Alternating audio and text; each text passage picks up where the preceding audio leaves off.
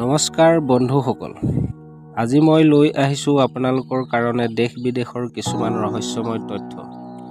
বন্ধুসকল, আপোনালোকে মোৰ এই মইমুন টেকনিকেল চেনেলটোৰ যোগেদি কিছুমান জ্ঞান আহৰণ কৰি ভাল পায় যদি তেনেহ'লে মোৰ এই চেনেলটোক শ্বেয়াৰ, লাইক আৰু ছাবস্ক্ৰাইব কৰি কাষৰ ঘণ্টিটোৰ বেল আইকনটো দবাবলৈ নাপাহৰিব। আপোনালোকে আগলৈ আৰু জ্ঞান আহৰণ কৰিবৰ কাৰণে মোৰ চেনেলটোক অৱশ্যই ছাবস্ক্ৰাইব কৰিব। তেনেহ'লে আহক ভিডিঅ'টো আৰম্ভ কৰোঁ। বন্ধুসকল, আপোনালোকে জানেনে চীন দেশক কম্ফু শিকোৱা প্ৰথম শিক্ষকজন আমাৰ ভাৰতবৰ্ষৰেই আছিল। তেওঁৰ নাম আছিলে বুদ্ধদেৱ। আপোনালোকে জানেনে ভাৰতবৰ্ষত দেওবাৰ দিনটোক কেতিয়াৰ পৰা বন্ধ হিচাপে মানি লৈছিল? আহক তেনেহ'লে জানি লওঁ।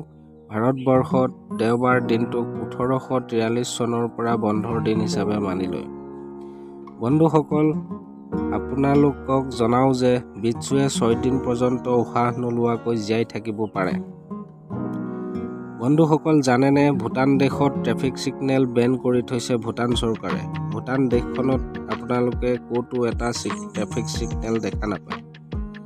বন্ধুসকল, আপোনালোকে জানি থওক যে পঁইতাচোৰণি পৃথিৱীৰ ভিতৰত এনেকুৱা এবিধ কীট পতংগ যে তাৰ মূৰটো নোহোৱাকৈ 7 দিন পৰ্যন্ত জীয়াই থাকিব পাৰে। পৃথিৱীৰ ভিতৰত সকলোতকৈ দামী গছজোপা আফ্ৰিকাত আছে। এই গছজোপাৰ ভাৰতীয় বজাৰ মূল্য হিচাপে প্ৰতি কেজি কাঠৰ টুকুৰাৰ দাম 7 লাখ টকাৰো অধিক হয়। এই গছজোপা সম্পূৰ্ণভাৱে পৈণত হওঁতে প্ৰায় 60 বছৰ সময় লাগে। বন্ধুসকল, পৃথিৱীত এনেকুৱা এটা পেন আছে যাৰ দাম 1,02,84,000 টকা। এই পেনটোৰ নাম অৰোৰা ডাইমেণ্টি ফাউণ্টেন পেন। এই পেনটোত হীৰা, সোণ আৰু প্লেটিনামেৰে তৈয়াৰ কৰা হয়। গছৰো জীৱ আছে। দক্ষিণ আফ্ৰিকাৰ জংঘলত চকত্ৰা ড্ৰেগন নামৰ প্ৰজাতিৰ গছ আছে।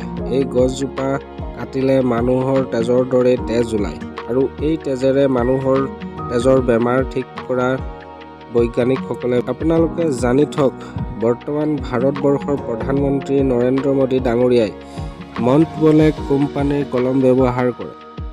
এই কলমৰ দাম 1,30,000 টকা। বন্ধুসকল, আপোনালোকে জানেনে জেলত যেতিয়া কয়দীসকলক ফাঁচি দিয়া হয় তেতিয়া চণ্ডালজনে ফাঁচি দিয়া ঠিক আগমুহূৰ্তত কাণত ফুচফুচাই হিন্দু হ'লে ৰাম ৰাম আৰু মুছলমানসকলে চালাম দিয়ে আৰু কয়, মই মোৰ কৰ্তব্য পালন কৰি আহিছোঁ, মোক ক্ষমা কৰিব। বন্ধুসকল, আপোনালোকে মোৰ এই ভিডিঅ'টো চাই যদি ভাল পাইছে তেনেহ'লে মোৰ চেনেলটোক ছাবস্ক্ৰাইব কৰি ভৱিষ্যতলৈ আৰু নতুন নতুন জ্ঞান আহৰণ কৰিবৰ কাৰণে চেষ্টা কৰিব আৰু মই আপোনালোকক নতুন নতুন ভিডিঅ' দিবৰ কাৰণে চেষ্টা কৰিম।